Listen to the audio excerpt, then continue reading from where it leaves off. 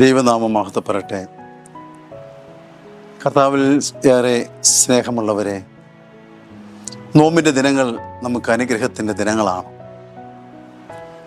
എന്നാൽ നമ്മുടെ ജീവിതത്തിൽ പലപ്പോഴും നമ്മെ അസ്വസ്ഥപ്പെടുത്തുന്ന വെല്ലുവിളിയായി മാറുന്ന ഒരുപാട് സന്ദർഭങ്ങളുണ്ടാകാം.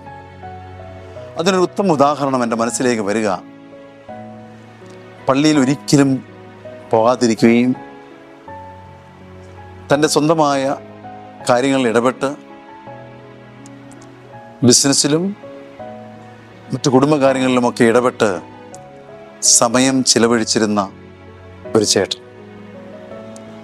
പ്രിയപ്പെട്ട ചേട്ടനെ സംബന്ധിച്ചിടത്തോളം പള്ളിയിൽ പോകുന്നതിനേക്കാൾ അഭികാമ്യം ജോലി ചെയ്യുന്നതിലായിരുന്നു. ജോലി ചെയ്യാൻ അതീവ തീഷ്ണതയോടെയാണ് അദ്ദേഹം ഇറങ്ങി പുറപ്പെടുക. സാധിക്കാൻ വിധത്തിലൊക്കെ നന്മ ചെയ്യുന്നതിലും അദ്ദേഹം അതീവ താല്പര്യമുള്ള ആളാണ്. ദേവാലയത്തിൽ വരുന്ന കാര്യത്തിൽ മാത്രം അദ്ദേഹം പിന്നിലാണ്. അദ്ദേഹം മാത്രമല്ല, അദ്ദേഹത്തിൻ്റെ ഭാര്യയെയും മക്കളെയും ദേവാലയത്തിൽ പോകുന്നതിൽ പ്രോത്സാഹിപ്പിക്കുന്നതിൽ അദ്ദേഹം തീർത്തും പിന്നിലാണ്. അങ്ങനെയുള്ളവർ, ആ കുടുംബം ദൈവത്തിൻ്റെ സാന്നിധ്യത്തിലാണ് ജീവിക്കുന്നതെന്ന് തിരിച്ചറിയുവാൻ തൻ്റെ ജീവിതത്തിലേക്ക് ഒരു ദിവസം കർത്താവ് ഇടപെടുന്ന സന്ദർഭം അവിടെ ഉണ്ടാവും. അതിന് അദ്ദേഹത്തെ സഹായിച്ച ഒരു വചനം എൻ്റെ മനസ്സിലേക്ക് വരികയാണ്. യെശയ്യാ പ്രവാചകന്റെ പുസ്തകം 50-ാം അധ്യായത്തിൽ 2-ാമത്തെ വാക്യം.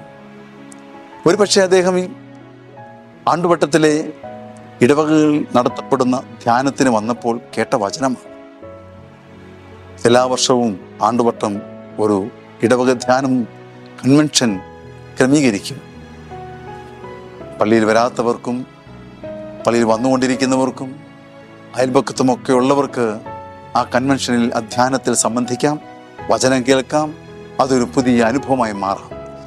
ഈ ഒരു സാഹചര്യത്തിലാണ് ഈ പ്രിയപ്പെട്ട ജോസേട്ടൻ അവിടെ എത്തുക. വചനം കേൾക്കുന്നു. വചനം കേട്ട് സ്വല്പസമയം കഴിയുമ്പോൾ തന്നെ ധ്യാനഗുരു യെശയ്യായുടെ പുസ്തകം 50-ാം അധ്യായത്തിലെ 2-ാമത്തെ വാക്യം വായിച്ചു. അതിപ്രകാരമാണ്: ഞാൻ വന്നപ്പോൾ അവിടെ ആരുമില്ലായിരുന്നത് എന്തുകൊണ്ട്? ഞാൻ വിളിച്ചപ്പോൾ എന്തേ ആരും വിളി കേട്ടില്ല? രക്ഷിക്കാനാവാത്ത വിധം എൻ്റെ കരം കുറുകിപ്പോയോ? അഥവാ മോചിക്കാൻ എനിക്ക് ശക്തിയില്ല? ഈ വചനം, രക്ഷാകരമായ വചനം, ദൈവത്തിൻ്റെ വചനം, ദൈവം തന്നെയായ വചനം ഈ ജോസേട്ടനെ പിടിച്ചു കുലുക്കി. തൻ്റെ ജീവിതത്തിലേക്ക് ഒരിക്കലും പ്രതീക്ഷിക്കാതിരുന്ന ഒരു കാര്യം പെടുന്നനെ തൻ്റെ ജീവിതത്തിലേക്ക് വന്ന് പതിക്കുന്ന ഒരു അനുഭവം ഉണ്ടാക്കി. ഇത്രയും നാളും ദേവാലയത്തിൽ കയറാതിരുന്ന് വന്നപ്പോൾ കേട്ടത് ഈ വചനമാണ്. ഞാൻ വന്നപ്പോൾ അവിടെ ആരും ഉണ്ടായിരുന്നില്ല. എന്തേ അവിടെ ഞാൻ വിളിച്ചപ്പോൾ ആരും കേട്ടില്ല? എന്തുകൊണ്ട് അവിടെ ആരും ഉണ്ടായില്ല? ദൈവത്തിൻ്റെ സാന്നിധ്യം അനുഭവിക്കുന്ന സ്ഥലമാണ് ദേവാലയം എന്നുള്ള ബോധ്യം ഈ ജോസേട്ടനെ നന്നായി അസ്വസ്ഥതപ്പെടുത്തി. ദൈവ സാന്നിധ്യത്തിൽ നിന്നാണ് താൻ മാറി ജീവിച്ചതെന്നുള്ള ബോധ്യത്തിലേക്ക് ഈ ജോസേട്ടൻ മാറി. ദൈവ സാന്നിധ്യം വിട്ടകന്ന് ജീവിച്ചു. ജീവിക്കാനുള്ള വകകളൊക്കെ ഉണ്ടെങ്കിലും തനിക്ക് ദൈവ സാന്നിധ്യത്തിൻ്റെ ആ വലിയ അഭാവം ബോധ്യപ്പെട്ടത് ദേവാലയത്തിൽ വന്ന് ഇപ്രകാരം യെശയ്യാ പ്രവാചകന്റെ പുസ്തകം 50-ാം അധ്യായത്തിലെ 2-ാമത്തെ വാക്യത്തിലൂടെ. പ്രിയപ്പെട്ട മക്കളെ, തിരികെ പോകുമ്പോൾ ആ ജോസേട്ടൻ്റെ ജീവിതം തൻ്റെ ഭാര്യയോടും മക്കളോടും കൂടെ തിരികെ ഭവനത്തിലേക്ക് പോകുമ്പോൾ പറഞ്ഞ ഒരേ ഒരു കാര്യമുള്ളൂ: എന്തേ ഇത് എനിക്ക് നേരത്തെ വെളിപ്പെട്ടില്ല? എനിക്ക് എന്തേ ഇത് ആരും പറഞ്ഞു തന്നില്ല? എന്നോട് ഇതുവരെ ആരും പറഞ്ഞു തരാത്ത ഈ സത്യം ഇന്നെൻ്റെ കർത്താവ് എന്നോട് സംസാരിച്ചു. ദേവാലയത്തിൽ പോകുവാൻ, ദൈവ സാന്നിധ്യത്തിലായിരിക്കുവാൻ കഴിയാത്തത് എൻ്റെ ജീവിതത്തിൽ ഏറ്റവും വലിയ തകർച്ചയായി പ്രിയപ്പെട്ട ജോസേട്ടൻ ഏറ്റുപറയുക. ദൈവ സാന്നിധ്യം നിറഞ്ഞു നിൽക്കുന്നിടമാണ് ദേവാലയം. ദൈവം സംസാരിക്കുകയും ദൈവം കാണുകയും ദൈവം തിരുശരീര രക്തമായി നിന്നിലേക്ക് ഇറങ്ങി വരികയും ചെയ്യുന്ന ഏക സ്ഥലമാണ് ദേവാലയം. ഈ ബോധ്യം നീ ഒരിക്കലും മറക്കരുത്.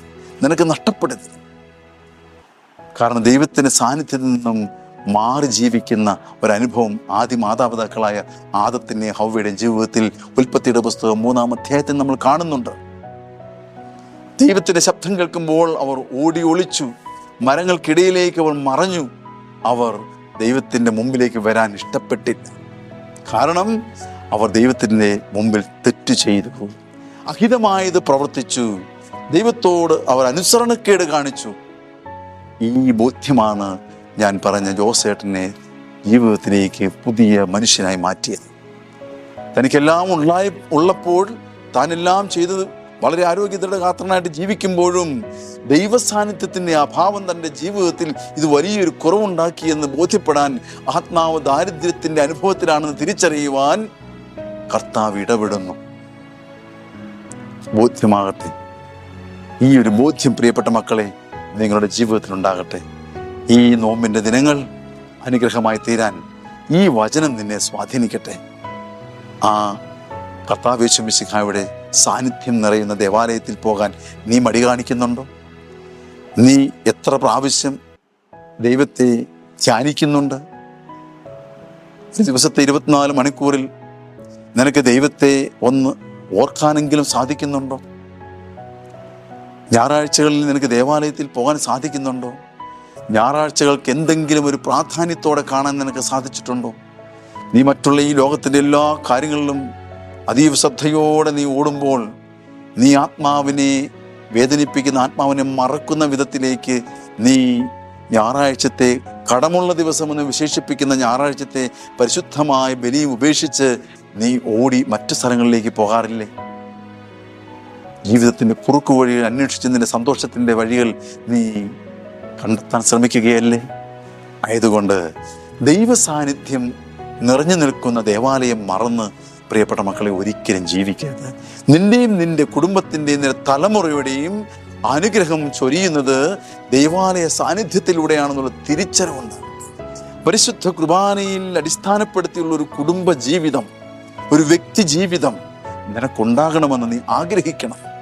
കർത്താവ് യേശു മിശിഹ നിന്നോട് സംസാരിക്കുകയും നിന്നെ കാണുകയും അവിടുന്ന് നിന്റെ ജീവിതത്തിലേക്ക് തിരുശരീരം രക്തമായി ഇറങ്ങി വരികയും ചെയ്യുന്ന ഏക അനുഭവം ദേവാലയത്തിൽ മാത്രമാണ്. കർത്താവ് യേശു മിശിഹായുടെ സാന്നിധ്യത്തിലാണ് അത് ലഭിക്കുക. അതുകൊണ്ട് പ്രിയപ്പെട്ട മക്കളെ, ഈ നോമ്പുകാലത്ത് ഒരു വലിയ തിരിച്ചറിവുണ്ടാകട്ടെ. ഈ നോമ്പുകാലം ഒരു പരിവർത്തനത്തിൻ്റെ ദിനങ്ങളായി മാറട്ടെ.